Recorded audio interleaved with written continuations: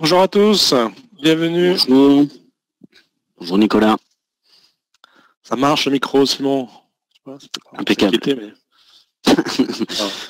C'est la technologie. J'ai marqué en fait dans le chat le lien pour accéder à la présentation. Donc je l'ai chargé sur mon profil LinkedIn. Je l'ai mis en place. Je vous ai mis le lien sur le chat et aussi le lien sur notre page YouTube sur lequel vous allez pouvoir retrouver l'ensemble des vidéos, des webinaires qui sont organisés dans le cadre de Festo Today, ainsi que les réponses aux questions de la semaine dernière. J'ai fait une petite vidéo pour répondre à l'ensemble des questions, donc n'hésitez pas à aller dessus pour avoir l'ensemble des informations. Comme la semaine dernière, on a la possibilité de collecter les informations que vous mettrez dans le chat, éventuellement des remarques ou des suggestions. À un moment donné, on a bien prévu de vous poser une question ou deux pour voir à vous engager à distance. Il y a aussi l'onglet questions que vous trouverez sur le bandeau de menu GoToWebinar. Donc là, vous pouvez laisser vos questions. Autant que possible, on peut y répondre en live. Sinon, on fera comme la fois précédente, Simon. Oui. Peut-être une petite vidéo complémentaire. Voilà. Bien. On est une trentaine de participants. La semaine dernière, on était bien plus, 130. Donc, un peu déçus. Là.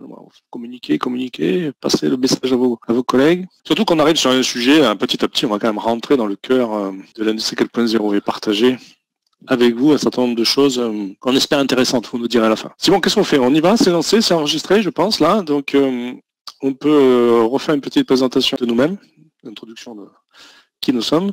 Je te laisse démarrer, Nicolas. Alors, Nicolas Varias, en charge de la partie formation et conseil pour Festo France, Festo Didactique France, donc la branche didactique, celle qui est en fait chargée de développer et vendre du matériel pédagogique, mais aussi servir nos clients et les clients très largement de l'industrie sur des sujets comme formation aux technologies de l'automatisation.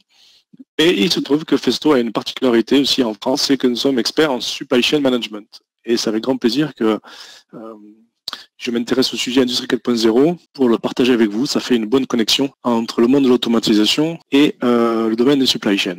Merci. Donc moi, Simon Collat, je suis team leader éducation pour chez Festo France, également dans la partie didactique et plus spécifiquement en charge des relations avec écoles de formation pour la promotion des métiers industriels et notamment et surtout pouvoir fournir du matériel pédagogique qui correspond aux besoins ou aux standards de l'industrie et notamment de l'industrie 4.0. Bien Simon, aujourd'hui c'est 1er avril, donc tout à fait. Moi, peut-être que je vais trouver un petit quelque chose pour marquer les gens. Et j'ai trouvé ce petit logo, Simon Coq ou un Simon Coq en français, ça va bien.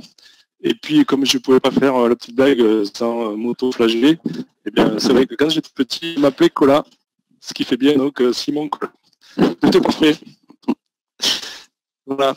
Alors, le sujet d'aujourd'hui, épisode numéro 2, c'est en fait de rentrer un peu dans le domaine industrie 4.0 par la bonne porte, par la bonne lorgnette, et on va vous proposer de rentrer par cette notion de référentiel, et surtout, comment démarrer par une volonté de développer d'abord sa performance, son business model et sa performance, avant de penser uniquement technologie.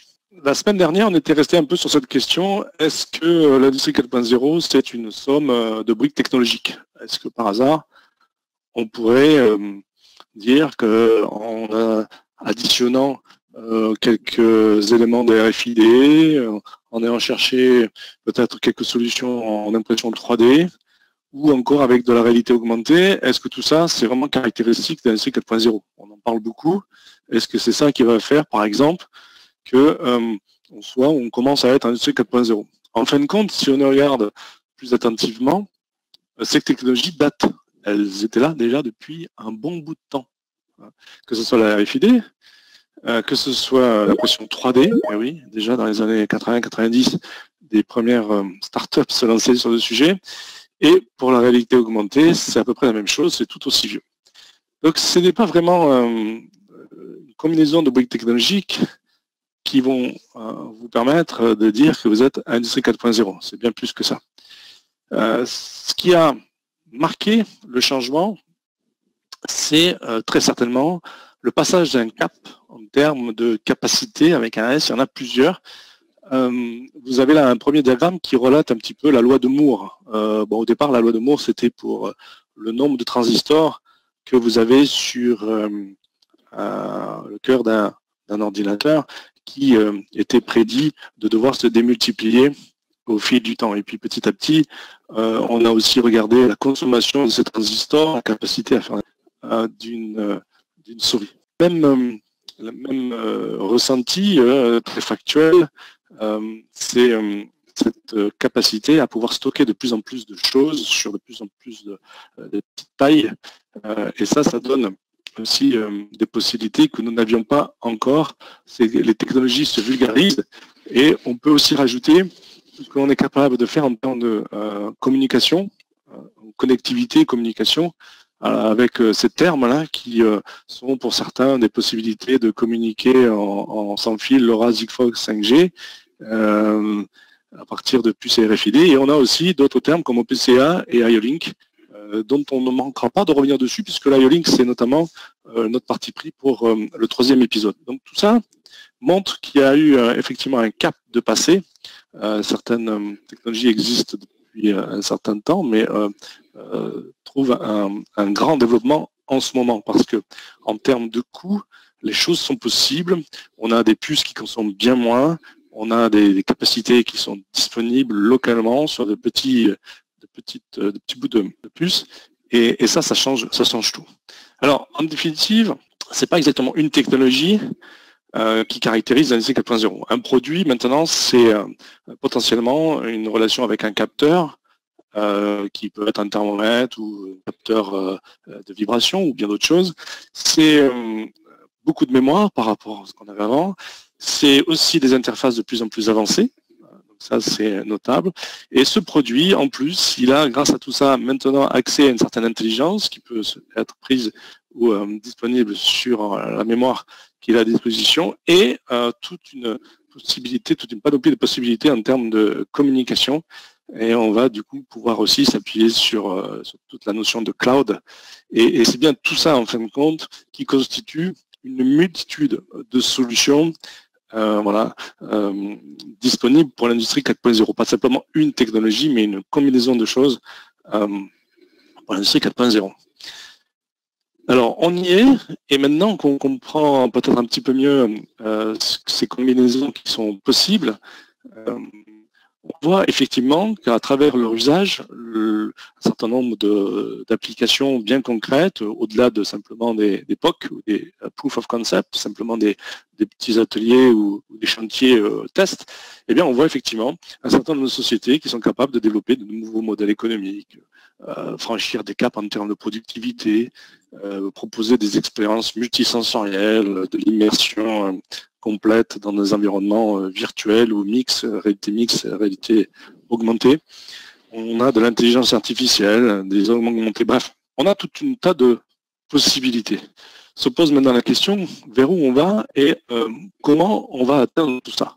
Donc sur cette diapositive, si tu peux l'afficher complètement, effectivement, il a été symbolisé en fait de l'industrie 3.0 au 4.0. Quels sont les changements, et quand on parle de performance aujourd'hui, qui vont nous permettre de pouvoir de faire la différence entre les deux. J'ai pris deux illustrations qui sont assez pédagogiques.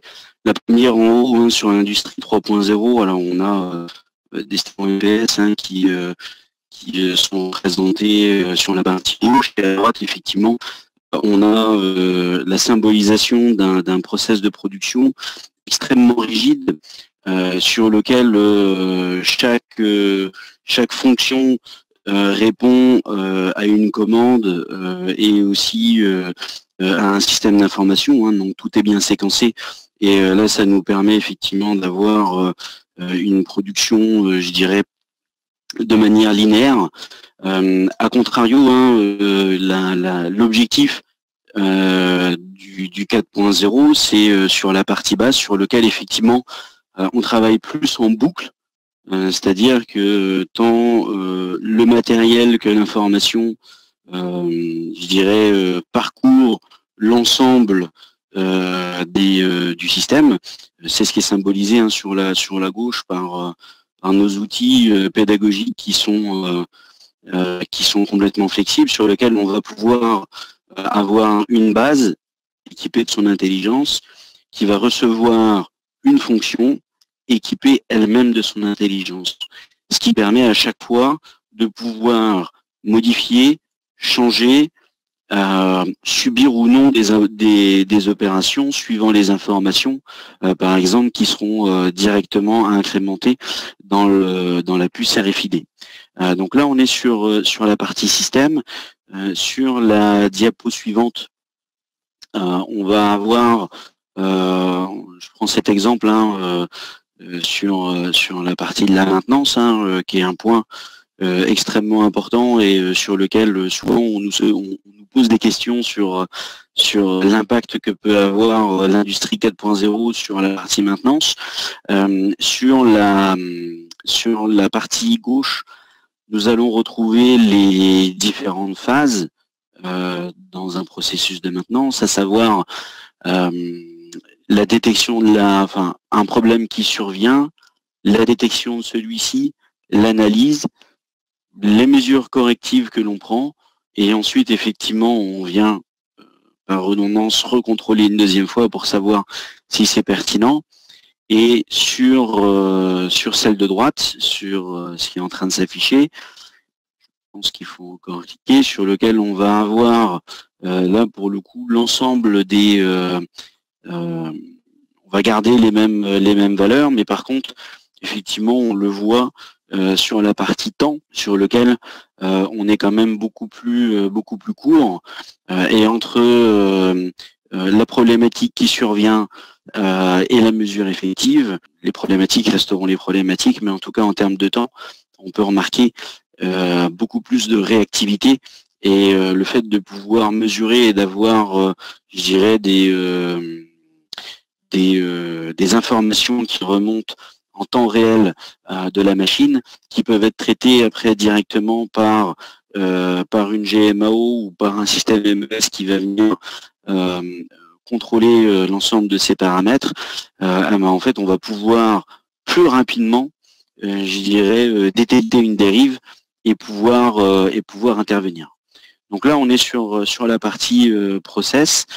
Si on passe à la diapo suivante, pour pouvoir réaliser tout ça, on a la possibilité d'utiliser ce qu'on peut appeler des composants intelligents, hein, même si aujourd'hui il renvoie une information, mais on a l'exemple ici hein, d'un composant Festo sur lequel on intègre de plus en plus de moyens, donc capteurs, sur lequel ils vont être intégrés dans le produit. On va aussi également avoir une intelligence intégrée par la puce électronique que l'on va avoir sur le côté. Et puis effectivement après, on va pouvoir avoir donc ce composant, ce mini-système qui va pouvoir communiquer sur le réseau, alors que ce soit sur du sans fil ou pas, mais en tout cas hein, sur le réseau, pour pouvoir in fine venir communiquer avec l'ensemble de la machine et pouvoir renvoyer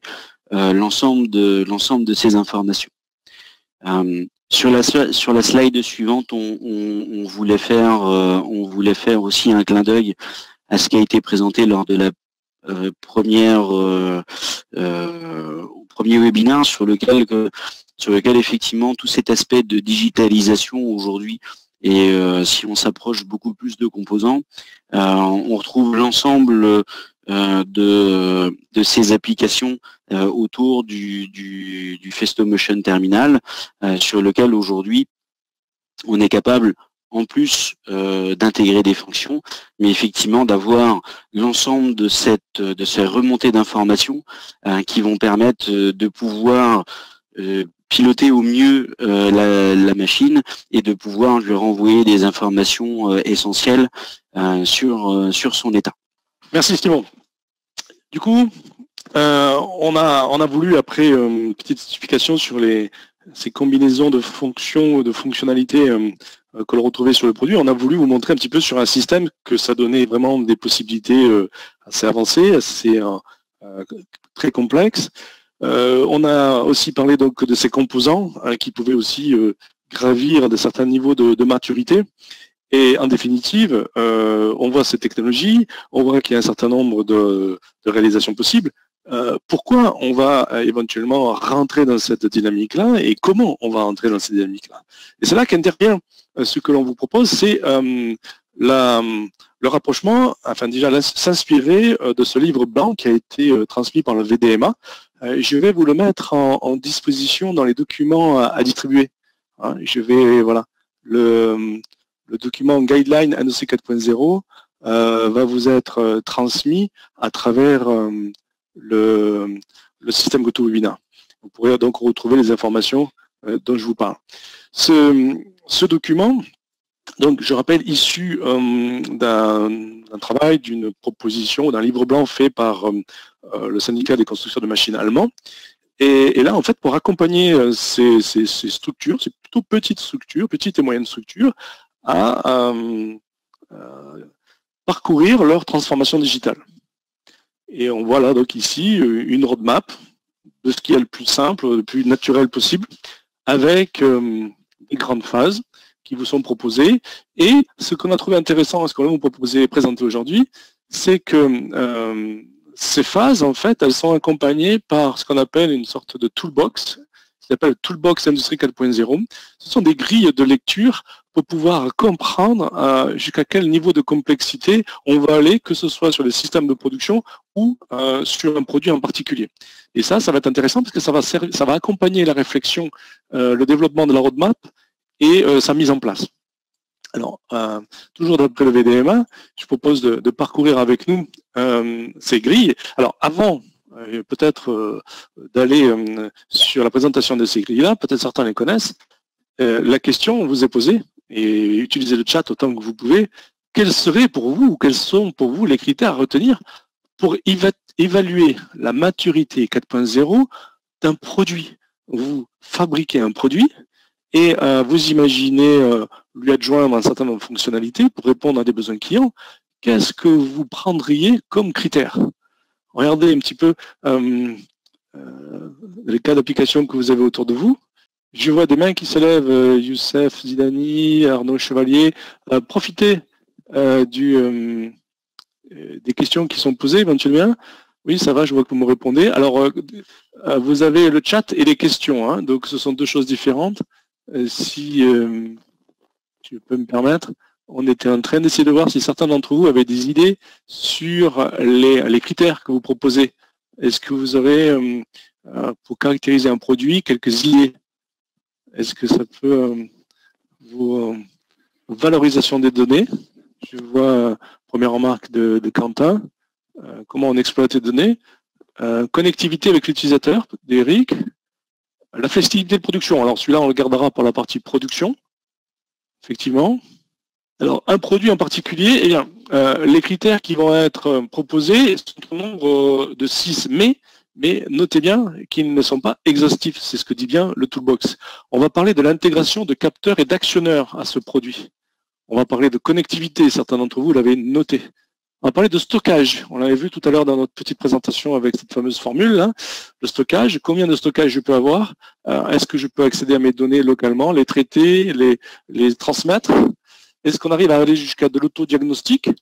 Quel service annexe on a? Vous voyez, donc il y a plusieurs possibilités autour des produits et on va vous présenter les grilles juste après. La deuxième grille, elle est sur les process. Et là aussi, quand on parle de process, quels seraient selon vous les éléments qui caractériseraient un certain niveau de maturité 4.0? Si vous réfléchissez par rapport à ce que vous vivez dans votre entreprise, ou peut-être en tant que consommateur final, ou vous-même peut-être en tant que développeur de machines, qu'est-ce que vous gardez comme élément en tête pour dire ma machine, finalement, elle se rapproche maintenant du 4.0 parce qu'elle fait ça et ça en plus? Elle est flexible, effectivement. En flexibilité, ce que nous présentait Simon tout à l'heure, c'est des éléments de ce qu'on appelle la Cyber Physical Factory. Et c'est effectivement un module, vous le déplacez et vous le mettez en connexion avec un autre module et ils se reconnaissent et ils savent reconstituer une ligne flexible, modulaire. Et c'est effectivement une illustration très intéressante que l'on a sur nos outils didactiques. Alors, je ne vous prends pas plus de temps, mais c'est là que vous allez avoir une réponse aussi proposée par le Toolbox de l'Industrie 4.0. On va vous parler de traitement des données, est-ce qu'il est intégré ou pas. On n'a pas parlé de connectivité machine-to-machine, mais ça, c'est un élément qui va être repris. Est-ce qu'on est connecté au réseau industriel, donc interne à l'entreprise, ou au réseau d'entreprise? Et là, on fait plutôt allusion à tout ce qui pourra être, en fait, porte ouverte vers l'Internet et relation éventuellement avec le client. Le client pourra peut-être voir où en est son produit dans la fabrication d'une machine ou d'un produit pour lui. L'interface on-machine revient ici. On parle de flexibilité de ligne. Donc, bien joué pour ceux qui nous avaient fait cette proposition-là. Et j'ai rajouté en bleu trois éléments que Festo a rajoutés, parce que Festo, bien sûr, on ne vous en parlerait pas si ce n'était pas le cas, a utilisé cette approche pour développer son Industrie 4.0, ses usines, et matérialiser un petit peu ses progrès. Alors, les grilles sont sous cette forme-là, deux fiches avec, en fin de compte, les critères dans la colonne de gauche, et à droite, les niveaux de maturité. Et c'est là où ça devient intéressant de commencer à les assimiler pour pouvoir ensuite, par rapport à votre entreprise, son système de production ou votre entreprise, son produit, déterminer où vous en êtes. Ça va être très intéressant en tant que responsable de projet pour sensibiliser les gens au parcours qu'il y a à faire et aux opportunités qu'il y a aussi. Parce que du coup, quand on voit qu'on est au niveau 3 d'un critère, on se dit, tiens, il reste le 4 et le 5, comment je vais pouvoir l'obtenir?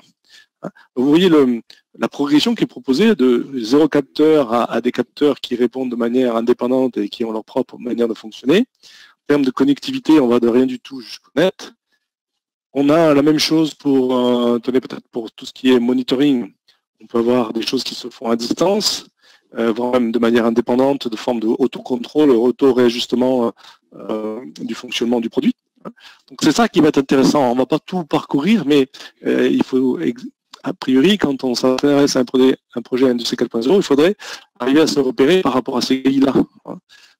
Quand on parle d'un produit, bien sûr. Et vous voyez que le business model, quant à l'utilisation du produit, peut aller vers l'économie de ce qu'on appelle de la fonctionnalité. On parle d'une transformation. Ici, on ne vend plus, par exemple, du pneu, mais on vend un temps de roulement. Pour Festo, on ne vendrait plus un déplacement, mais on vendrait une fonction de retournement, de serrage dans son temps, un petit peu comme les équipementiers de l'aéronautique ne vendent plus de train d'atterrissage, mais ils vendent du freinage. Et donc pour cela, ils ont besoin de capter, de ponter sur leurs produits, sur leur système, tout un tas de fonctionnalités pour remonter des propositions quant à la maintenance, la tenue dans la vie, dans la durée de leur fonctionnalité, et d'assurer comme ça la vente non plus d'un produit, mais d'un service complet autour de ce produit-là.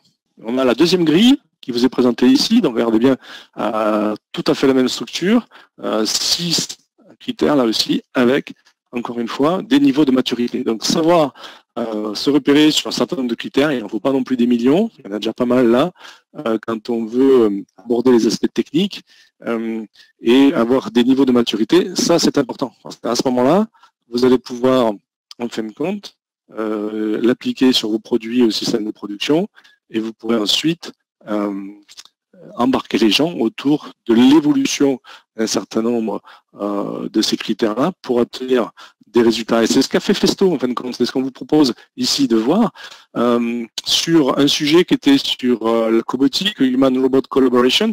Ce sont des diapos qu'on montre en fait lors des visites que l'on a sur notre site de Scharnhausen. Eh bien, si j'ai bien retenu, en fin de compte, c'était le premier cobo qui avait été installé en Allemagne. Or, il y a déjà quelques temps de ça, puisque je vois que c'est ici depuis 2014. Eh bien, bon, ça ne veut pas dire qu'il y en a des millions maintenant aujourd'hui, mais ça a été le premier test et validé en fait avec les syndicats aussi. Et vous voyez qu'on est à 25%, 30, 35, 37% à peu près de développement vers l'industrie 4.0. Pourquoi? Eh bien, regardez tout de suite l'intérêt de la grille qui est liée donc, à l'approche production, c'est que au niveau data processing, on est au niveau 2. Au niveau machine-to-machine communication, au niveau 2. On est resté au niveau 1 ici, et on a donc une combinaison d'un certain nombre de critères qui fait que on a atteint un certain niveau de complexité et on arrive à un niveau de collaboration au niveau du robot. Et vous voyez que Festo a du coup aussi rajouté un critère qui lui est propre, qui est quand même assez naturel sur ce qu'on appelle un système d'assistance aux opérateurs. Donc là, on voit qu'on se rapproche un peu de l'humain aussi, qui a permis aussi de montrer qu'on est en train de progresser et que potentiellement, il y a encore une étape qui serait travailler main dans la main, alors que là, c'est plutôt de mode alterné, collaboration. Et c'est un peu plus, nécessite certainement un peu plus de données en temps réel et que ce qu'il n'y a eu jusqu'à maintenant. Donc, vous voyez qu'on rajoute un critère s'il y a besoin. Autre exemple, assez conventionnel autour de la maintenance. Là, on est allé un peu plus loin, jusqu'à 60-70%. C'est là aussi disponible depuis 2014, donc les choses ont pas mal évolué depuis cette diapositive. Et vous voyez que on a, encore une fois, utilisé la grille pour se repérer, et on voit que certains domaines, dans certains domaines, les curseurs ont été poussés, jusqu'à Data Server pour Company-Wide Integration, donc ça veut dire qu'on commence à avoir des informations accessibles au niveau de la société, avec des mobiles, par exemple, et un temps de rafraîchissement des données qui est là aussi un critère nouveau, mais qui est en temps réel, ce qui fait que l'opérateur est averti grâce au système intégré sur l'ensemble de la société qu'il y a un problème, et c'est en se rapprochant des machines qui commencent à collecter, grâce à une communication locale, collecter les informations immédiates de la machine pour pouvoir commencer à envisager le diagnostic. Il aura peut-être même été averti avant de se déplacer qu'il fallait prendre un certain nombre d'équipements pour réaliser la maintenance. Et puis on arrive à un autre exemple. Alors celui-ci il est assez conséquent. Vous voyez que la ligne qui fait, je ne sais plus, peut-être une vingtaine de mètres de long, a une vision, représente quand même quelque chose d'assez modulaire. Et effectivement, ça l'est. Chacun des modules sont plutôt assez indépendants et on peut intégrer un autre module dans la ligne pour venir faire des fonctions, des usinages complémentaires sur notre système de vannes VUVG. Et là, écoutez, là, on a parmi les évolutions les plus avancées, jusqu'à 70 et même aujourd'hui encore plus, pour arriver à obtenir une grande flexibilité et variance dans les produits. Le système de production a été pensé modulaire et effectivement un certain nombre de fournisseurs différents sont intervenus sur les différents modules. Et là, vous voyez bien qu'on pousse les curseurs un peu plus haut. Et c'est là qui est toute la difficulté. Et encore une fois, on se repère par rapport aux grilles du VDMA. Voilà. Et c'est ça qui nous a intéressé de partager avec vous pour sensibiliser sur le sujet. Et en fin de compte, qu'est-ce qui fait que l'on est performance driven? Eh bien, c'est pas d'utiliser ces grilles, mais c'est de se poser ces questions au-delà de l'évaluation technique, technologique, des questions sur la partie knowledge base, c'est-à-dire l'environnement industriel, l'environnement concurrentiel de l'environnement de la société, qu'est-ce que j'en connais, comment je dois évoluer, comment je vais m'appuyer sur un certain nombre de technologies. On voit aussi qu'il faut aller au-delà de l'aspect purement technologique en prenant en compte les compétences. Vous voyez, et il ne faudra pas manquer non plus de réfléchir, imaginer des business models qui soient différents, mais difficile d'être trop créatif si on n'a pas quand même partagé au départ un certain nombre de possibilités sur les technologies, d'où ce référentiel sur les aspects technologiques. Et c'est ça qui va faire qu'on va pouvoir être performance driven, on va pouvoir évidemment intégrer de nouvelles technologies, mais aussi adresser de nouvelles attentes sociétales.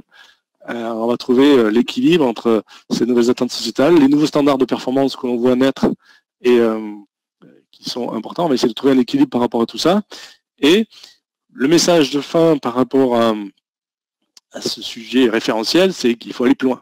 pour être prêt, il faut aller plus loin. C'est vrai que c'est ce qu'on a fait chez Festo. Au-delà de cette brique, enfin de cette base qui est les grilles du VDMA, qu'on utilise par ailleurs pour faire des évaluations de plateaux techniques, notamment dans le domaine de l'éducation, eh ben, on s'est doté d'un système, un audit de maturité beaucoup plus conséquent. Donc on va au-delà de la technologie, on parle aussi de tout ce qui est people, compétences, leadership, et on parle aussi de tous les éléments organisationnels. Donc ça, c'est un système à part entière, une vraie petite communauté que l'on a mis en place, qui nous permet donc d'avoir un référentiel complet qui va au-delà de la technologie. Donc ça, à vous de le développer ou de voir avec nous si vous êtes intéressé pour partager ce que je vous montre. Avec des formulaires pour faire ces évaluations, avec aussi les matrices d'opportunités qui vont permettre de tracer des roadmaps en faisant le point sur le développement en termes de maturité et l'engagement que ça nécessite, l'investissement, par rapport aussi aux gains que vous pouvez escompter. J'espère que vous aurez apprécié ce tour d'horizon. On conclut par ce message, en fin de compte.